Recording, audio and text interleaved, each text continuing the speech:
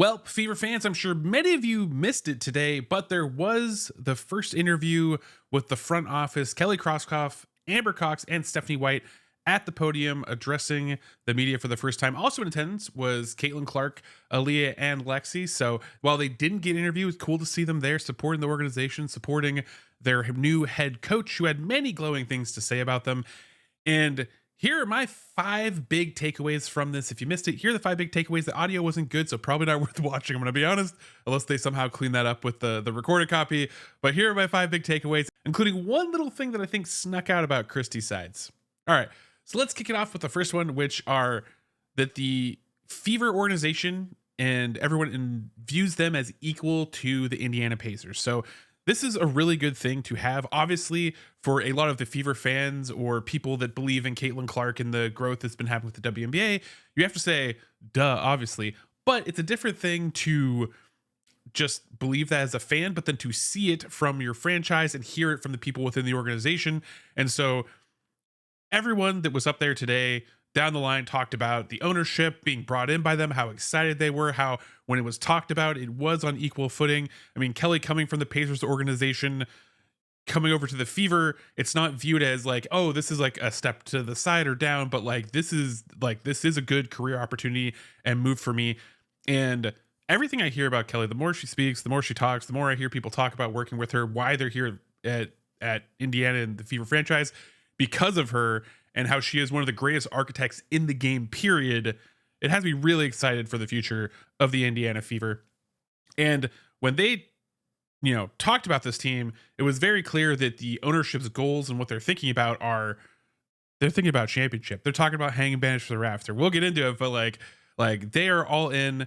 And that brings me to the next point, which is the Fever are hungry to bring in the right talent. So often was talked about, and when asked about what they want to bring in, Kelly was hungry. Kelly in the interviews was like, I'm already thinking about calling other teams, preparing for the expansion draft, bringing players in.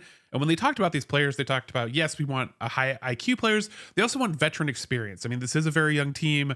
They struggled in the playoffs a little bit around, but they wanted more players that had been in the playoffs. I mean, the veteran players on the team, Kelsey Mitchell, hadn't even been to a playoff before this year. So bringing in that veteran talent that can settle the team, that can play up to the expectations is very important, along with bringing in, a veteran coach that has playoff experience. We'll get into that in a little bit.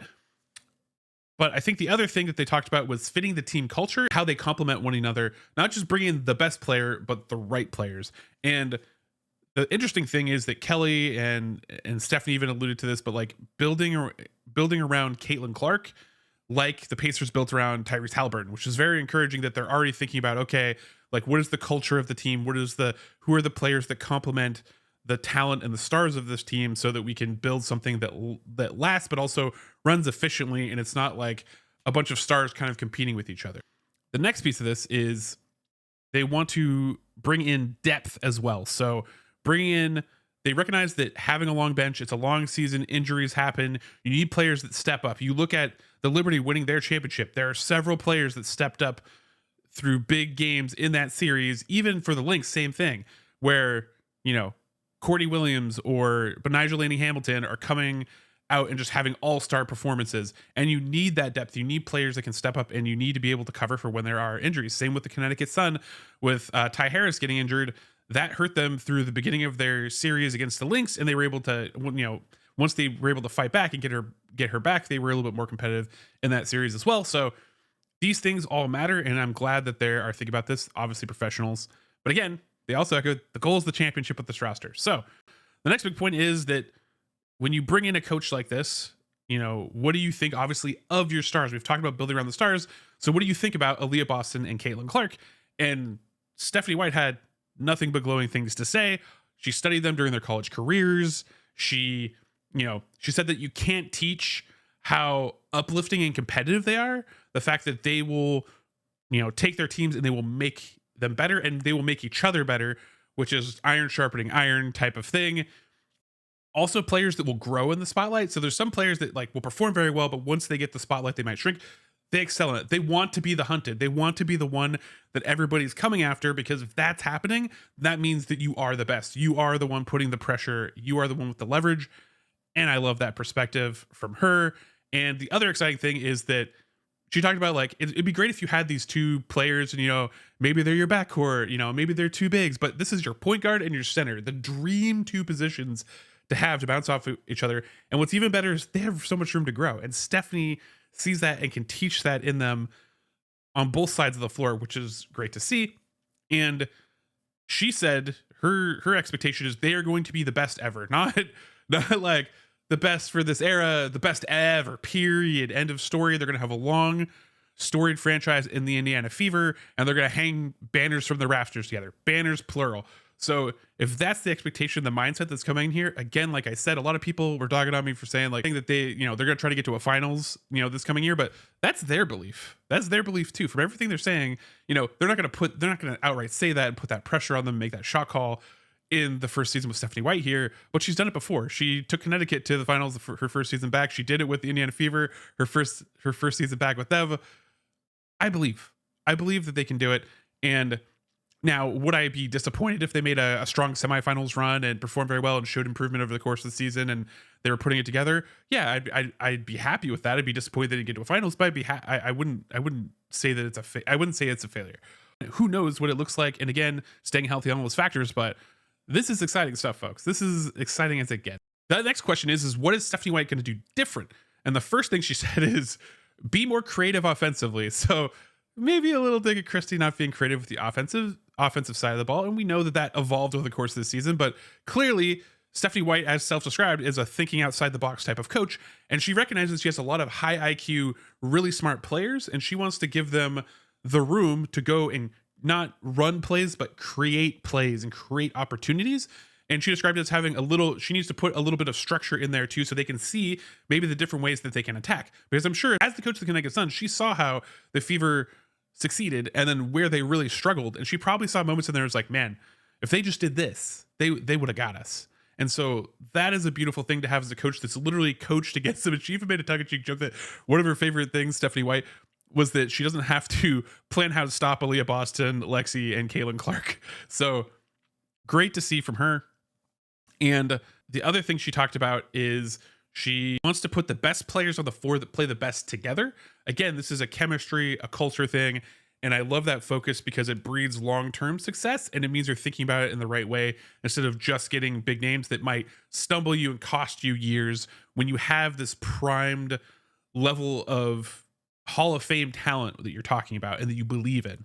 And the other big thing, of course, is her focus on defense. So Stephanie White talked about, and jokingly, that like she was not a defensive player when she was in the WNBA, and she didn't actually play a lot for the Fever because she was not a very good defensive player, and there's a little bit of back and forth.